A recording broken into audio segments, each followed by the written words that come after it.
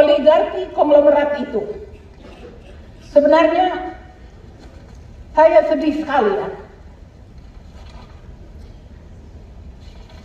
mendengar propaganda oligarki dan konglomerat itu.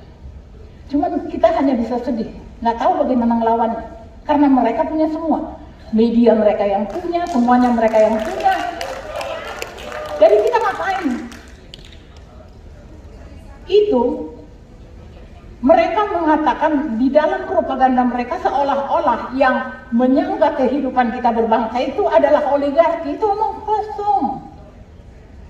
Rakyat Indonesia itu mandiri, marhaen, dengan lahan sepetak, jendela dijadikan kios gitu ya kan, dagang kaki lima, dagang online skala kecil, rakyat bisa saling menolong. Justru yang menyanggah hidup oligarki itu adalah kita. Rumah dipajaki, iuran dipajaki, tanah dipajaki, dan setelah semua pajak itu terkumpul di APBN, pemerintah tidak memberikan hak membelanjakan kepada rakyat, tapi pada oligarki. Ya.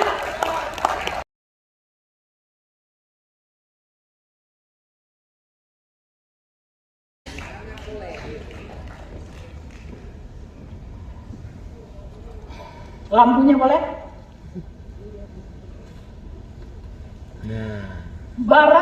Barat berhasil menyulap bangsa ini jadi liberal kapitalis karena suap. Ini akan terus saya ulang, karena suap. Cina tidak perlu repot-repot, nyaris berhasil. 10 juta tentara merah Cina sudah berada di Indonesia sekarang.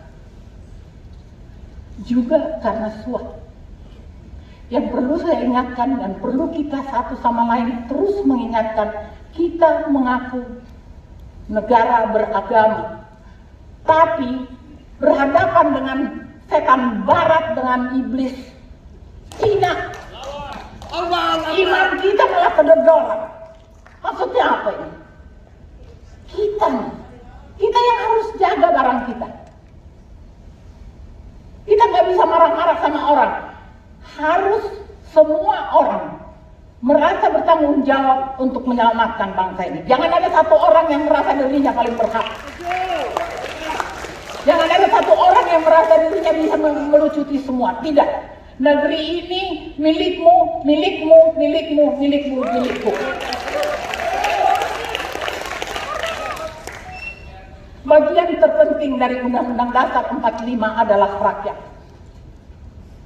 Para pendiri bangsa ini mengartikulasikan rasa bersama rakyat itu sedemikian rupa sampai kita dapat merasakan betul makna mulia dari demokrasi.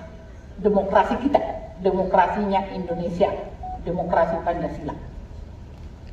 Bahwa berdemokrasi adalah semua diwakili, bukan cuma semua dipilih. Diwakili. Ya, itulah cikal bakal kita. Jadi diwakili.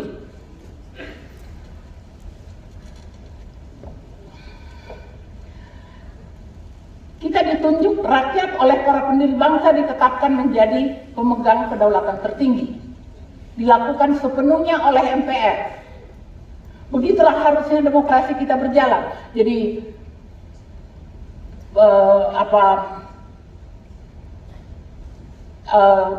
wilayah-wilayah terasing misalnya terisolasi, penduduk yang terisolasi atau daerah khusus atau koperasi atau lembaga-lembaga yang seperti itu, seberapapun jumlah mereka harus ada wakilnya. Jadi jangan berpikir tentang pilih itu bisa menyesatkan.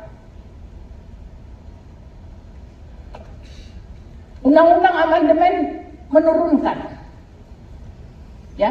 Jadi yang tadinya lembaga tertinggi negara, di dalam lembaga tertinggi negara ini ada rakyat Indonesia dengan wakil-wakilnya. Ini bikin neraka begini. Tolong kan? Pada saat itu sebenarnya kita, rakyat ini dibuang.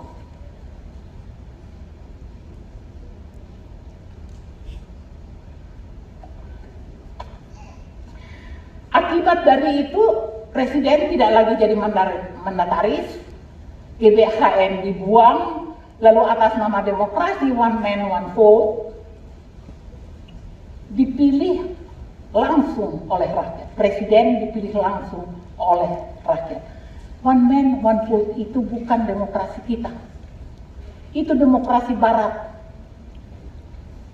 Kedaulatan rakyat di Barat berpijak pada kebebasan individu, sementara kedaulatan rakyat kita di Indonesia berpijak pada kebersamaan. Beda ya? 95% dari Undang-Undang Dasar 45 yang asli diacak-acak pada saat di amandemen itu. Amandemen itu 4 tahap ya, 4 tahun. Mereka menciptakan undang-undang politik yang menurut saya paling merusak kita itu undang-undang politik yang dibuat dengan high cost, mahal, transaksional, materialistik. Itulah yang menciptakan korupsi di mana-mana dan nepotisme meluas. Jadi jangan salahkan orang lain, sistem itu yang menciptakan korupsi itu, memberi peluang pada setiap orang bisa korupsi karena peluangnya ada. Kalau saya jelaskan di sini akan terlalu panjang, nanti kita pulangnya besok. Jadi aku nggak teruskan itu dulu ya. Nah sekarang kalau kita mau berubah, mulailah dengan mengubur semua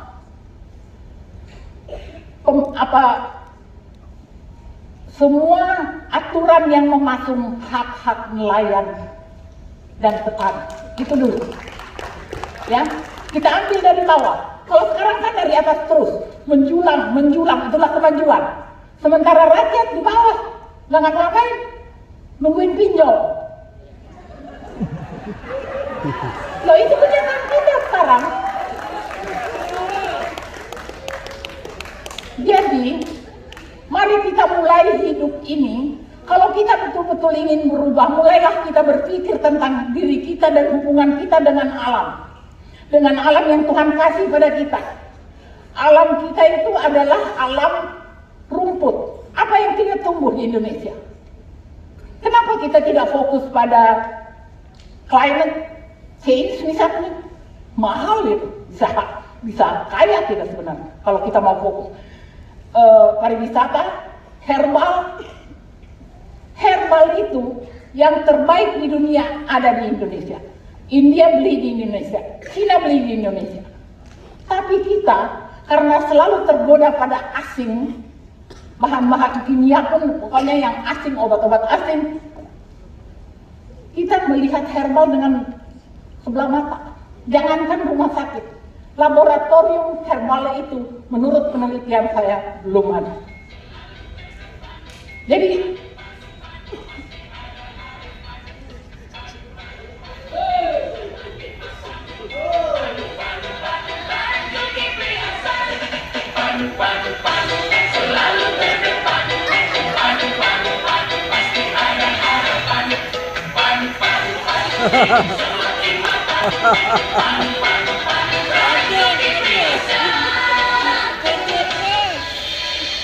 kalau buat orang partai itu berbohong tuh soal biasa.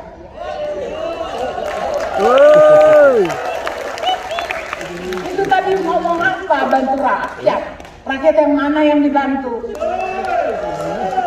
Mereka digaji oleh rakyat sedemikian rupa supaya mereka bisa fokus mensejahterakan rakyat. Tapi apa yang dilakukan oleh partai-partai, mereka berunding dengan oligarki, membuat undang-undang yang menyengsarakan rakyat. Itu Pak. Jadi tanam itu di hati kalian supaya kalian dilawan. Ini harus dilawan.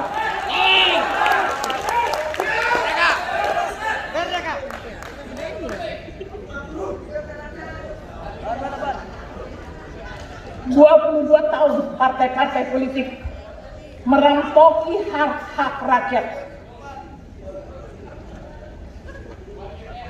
Intelektual, budayawan, akademisi diam. Itu loh kondisi kita juga. Diam. Bahkan sebagian mendukung penguasa menjadi kaki tangan, ikut membungkam mulutnya mahasiswa. Itu juga persoalan. Jadi politik ini bagaimana caranya ya? Kalau nggak ada partai politik, kenapa nggak sih? Nggak kan? Pasti ada jalan keluar daripada jadi maling dan merampoki hak kita. Bubarkan partai. Bubarkan negara. Di dalam undang-undang ekonomi versi Undang-Undang Dasar 45 yang asli, ya, ada terkandung doktrin, ada 2 doktrin di dalam undang-undang itu, yaitu doktrin kebangsaan dan doktrin kerakyatan, ya. Jadi itu resep utamanya. Kalau buat aku ini bukan orang ekonomi, tetapi buat aku itu kebijakan raksasa dalam pemikiran ekonomi. Tetapi begitu di amandemen, masuklah pasal 33 ayat 4 yang mengatakan demokrasi, kekuatan itu hilang. Karena tiba-tiba apa yang kita miliki ini jadi milik Amerika, jadi milik siapa aja, datang bisa merampoki di sini.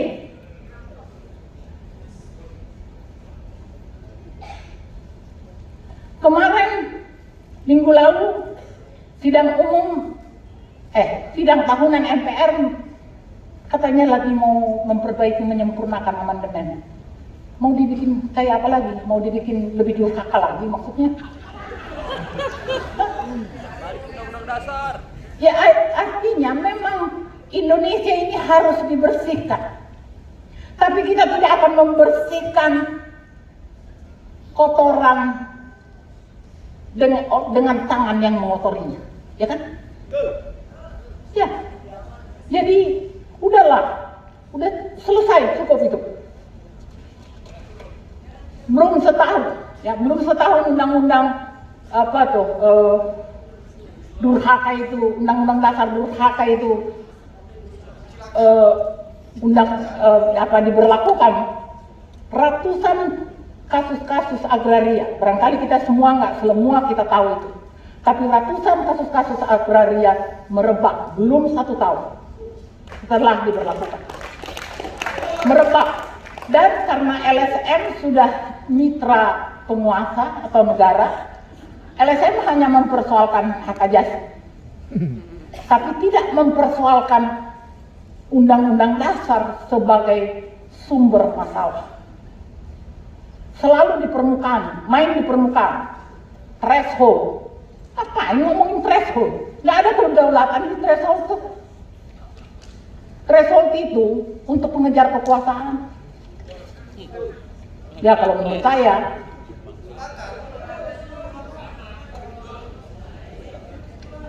Oke. Oligarki konglomerat itu. Sebenarnya saya sedih sekali ya mendengar propaganda oligarki dan konglomerat itu. Cuman kita hanya bisa sedih, nggak tahu bagaimana ngelawannya, karena mereka punya semua, media mereka yang punya, semuanya mereka yang punya. Jadi kita ngapain? Itu mereka mengatakan di dalam propaganda mereka seolah-olah yang menyangga kehidupan kita berbangsa itu adalah oligarki. Itu omong kosong. Rakyat Indonesia itu mandiri, marhaen, dengan lahan sepetak, jendela dijadikan kios gitu ya kan, dagang kaki 5, dagang online skala kecil, rakyat bisa saling menolong. Justru yang menyangga hidup oligarki itu adalah kita. Rumah dipajakin, iuran dipajakin, tanah dipajakin, dan setelah semua pajak itu terkumpul di APBN, pemerintah tidak memberikan hak membelanjakan kepada rakyat, tapi pada oligarki. Ya, pada oligarki. Makanya semua proyek mereka yang pegang, rakyat gigit jari. Yang nungguin pinjol kan? Stres akhirnya bunuh diri. Iya. Oligarki konglomerat itu merusak sumber daya alam kita. Tambang dikeruk sesuka hati, lalu minggat bawa kabur uang, disimpan di Panama dan apa itu? Papers itu loh kan, Panama Papers dengan atas nama pejabat peliharaan mereka. Oligarki konglomerat itu anti kebangsaan Indonesia. Mereka parasit dan jahat. Sepanjang hari mereka merampas sumber daya ekonomi rakyat, merusak kemampuan produksi dan produktivitas rakyat. Itu fakta. Itu sejak Undang-Undang Dasar Amandemen disahkan, Departemen Pendidikan dan Kebudayaan itu paling banyak dijahili orang-orang yang punya kelakuan kebiasaan politik menyimpang. Sejarah lah ditukar-tukar, ya, ada tokoh-tokoh ulama hilang, lalu ada tokoh komunis masuk, dan itu betul. Sebab itu saya cek langsung ke sana.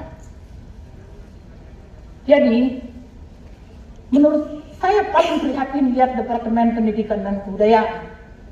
Misalnya, baru-baru ini Direktorat Pendidikan membuang ilmu bumi, Pancasila, dan sejarah dari kurikulum.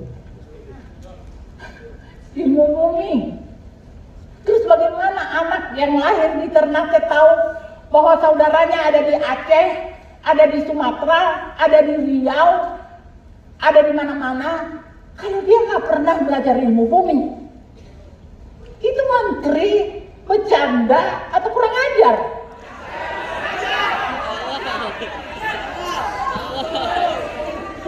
Terus di bidang kebudayaan, semua seni murni dikeluarkan. Sekarang seni murni tidak ada di Departemen Kebudayaan, Direktorat Kebudayaannya Departemen Kebudayaan. Tidak ada. Karena dibuang. Seni murni dibuang kecuali film dan media baru. Genit kan? Genit. Maksudnya apa coba? Jadi sastra, drama itu nggak ada. Nggak tahu saya. Pokoknya ya begitulah. Tentang ujian nasional. Ya, ini perlu saya katakan karena banyak pro kontra tanpa tahu apa sebenarnya hakikat dari pentingnya kita punya ujian nasional. Pemerintah mengupayakan penyelenggaraan satu sistem pendidikan, itu perintah konstitusi. Jadi seluruh pamong pendidikan harus tunduk. Kenapa? Karena kita ini bineka. Kebinekaan kita itulah yang membuat kita mutlak memiliki sistem pendidikan, satu sistem pendidikan. Untuk apa? Supaya kita bisa memantau atau kita bisa memastikan bahwa transformasi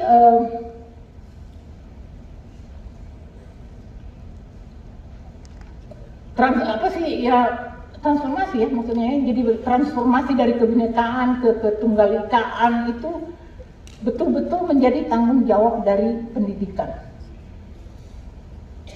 Jangan nanti kita ngomong kita ada 520 suku dan kita mengatakan kita bineka, tapi kita tidak tahu kebinekaan kita itu seperti apa sebenarnya. Dan juga sebenarnya kalau kita mau jujur, dulu ujian nasional itu sebenarnya diprotes tidak hanya karena apa-apa, karena memang masih banyak bocor, masih ada yang curang, masih ada jawaban beredar. Jadi kalau menurut saya sih, hal lain, ini kalau buat saya pendidikan ini sangat penting. Karena kita mau kemana kalau tanpa pendidikan yang baik? Mau kemana kita bawa anak-anak kita kalau pendidikan kita tidak betul? Jadi jangan ujian nasional itu dimusuhi tanpa dasar. Dasarnya yaitu karena kita bineka, jadi kita berharap dengan transformasi satu sistem pendidikan ini terjadi, anak-anak negeri ini akan mencintai Ibu Pertiwi, menghormati bangsanya, ya, rasa nasionalismenya akan tumbuh. Dan kita juga jangan selalu berpikir tentang masa depan. Dulu Pak Harto menggagas wajib belajar. Tiba-tiba menteri yang aneh sekarang, merdeka belajar merdeka sampai. Itu kegenitan apa tuh? Dan itu membuat banyak orang, kepada saya saja, saya ini bukan ahli pendidikan, orang mengeluh sama saya banyak. Karena jadi compang-camping, tidak ada runutan. Saya tidak paham itu, tapi kalau saya mau mengoreksi, ini juga akibat dari undang-undang dasar kita juga. Karena sekarang ini kalau pilih menteri, ya pilih yang bayar, yang ngasih, yang mendukung lo jadi presiden, ya kan? Nggak penting dia piawai apa enggak, ngerti pendidikan apa enggak. Yang penting dia nyumbang. Aku nggak nyumbang.